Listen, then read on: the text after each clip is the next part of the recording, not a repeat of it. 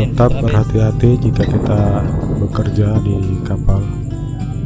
Ini salah satu contoh tali yang putus di haluan kapal sehingga mengenai kaca di haluan sampai tali ini masuk ke dalam dan kacanya pun hancur.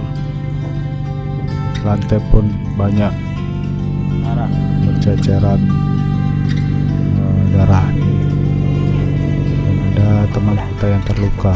Jadi jaga terus safety, semoga tidak terjadi lagi.